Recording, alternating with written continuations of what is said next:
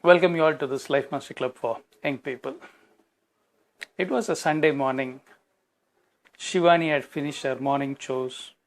She was motivated to complete her topic for that particular day. She was excited that she is going to complete a topic on that particular day. Just then, her father came in and said, "What is wrong with you, Shivani? Why don't you understand anything? Why don't you understand your responsibility? I have told you n number of times, be responsible. You can't afford to waste time like this. Why are you like this? I have told you in good way, I have told you in harsh way, I have told in all the ways, but you don't seem to be taking any interest on studies. Why is it? Are you not interested in studies? If you're not interested in studies, then let me know. It's better that let me get you married to somebody and let me see. You better be a good housewife. That's what I can expect from you. You don't deserve to be a student. I'm totally frustrated. I'm totally disappointed with you." Now, what has happened to Shivani? Shivani was in full mood. She was highly motivated to complete a certain topic for that particular day. But her father came in and gave this particular thing. We call this as motivational killer.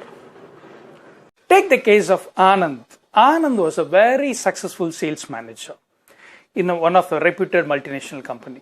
He was very passionate about his job. He loves his job so much. He was a workaholic.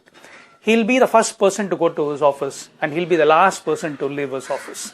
And he's always ready to work even on weekends, on holidays. Any days you tell, he's always ready. And he's always ready to attend to the customers even when he's on his personal duty. That's what is his love for the job. He loves his job so much. All this was going till he had a new manager by name Komudi. Komudi was a very harsh lady for him, a sort of a motivational killer. Whenever Anand comes and says that, okay, this is what is the sales we've done, she'd say, "Oh, what is that? Always we used to get this sales."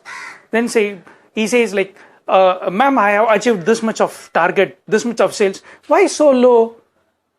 Now, Anand would be very excited in sharing that I have made this, I have achieved this. And she'll say, "Oh, that's a very low sales, what you've done. Why it's so low?" Now, what happened in due course of time? Anand lost interest. A person who was ready to go to the job, was the first person in the morning, he started going only in the late afternoons. And he was looking out for when he is going to get a weekend, when he is going to get a holiday. Once, there was a very important customer who was about to leave that particular company and go away. So Anand made his efforts to a very great extent and he retained them. And he also got a very big sales assignment. So he was very excited about it and he came running to the office and he barged into the office. Immediately, he got a scolding. He said, "Don't you have manners? Is this how you come inside? You don't even know basic things. What is it you're trying to do?" And things. Then he said, no, I was I got this particular office. I have retained the customer. What is a big deal in it? They have been our customers always and they'll be our customers. What have you done big thing? You've not done anything great here. Now you go get more business and come. This is all nothing. Improve the business. This person, Anand, was totally devastated. He felt, what sort of an organization is this I'm working in? Now here, Komudi is a motivational killer. We are surrounded by motivational killers and we ourselves act as motivational killers many times, but we are not aware of it. Take for instance this particular thing. There was this couple by name Varun and Varsha. Varsha was very happy that Friday morning. She was excited that she wants to make a good dessert for him for the breakfast itself and give it to Varun. She kept the milk in the stove and she went to take bath. Simultaneously, she has also switched on the water motor. During in her bath, she found that the water was overflowing from the overhead tank. Now, she was not able to come out immediately. But then she had to finish her bath quickly and she had to come out to switch off that motor. Now, in this particular chaos, she completely forgot about the milk which she had kept in the stove. The milk got burnt. Then Varun came for a cup of coffee. He asked, "Varsha, did you make my coffee? Where is my coffee?" Then she said, "Oh, I'm sorry, Varun, the milk is burnt." Immediately, Varun says, "What's wrong with you? What are you doing? Don't you have any sense? Don't you know what you're supposed to do? Why is it? No, no, no, the water was flowing. You can't even take care of that. When you turn on a motor, you don't know that when you go and switch it off. Now you keep the milk, you switch on the motor, you go for a bath. What's happening with you? You are not at all organized. You will never get into any sort of organization and things like that." Varsha was totally demotivated. She was totally upset. Now, who killed her motivation? It was Varun. Now, because of the, whenever we act as a motivational killer, what happens is we lose some aspects. To make it very simple, let me say, if there is a particular task that you need to do, and to accomplish that task, you need to do 20 steps. And out of these 20 steps, if you can leverage 5 steps through someone, you make use of it. That's what a winner will do.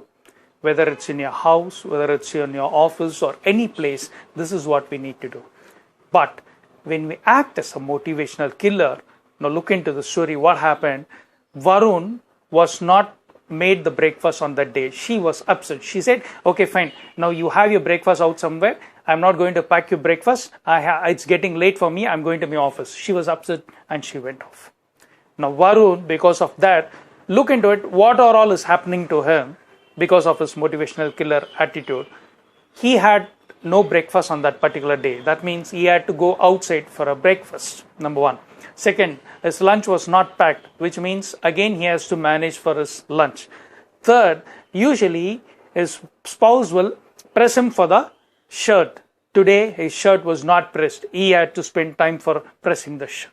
His shoes is not kept ready. It's not shined. Now he has to do it. His car is not wiped because he has to do it. Now all these steps for him to go to his office was done smoothly every day. But on this particular day, when you exhibit your motivational killer attitude, you are also affected. In an organization, how it works is, when you are a motivational killer, people under you, they lose motivation to do work.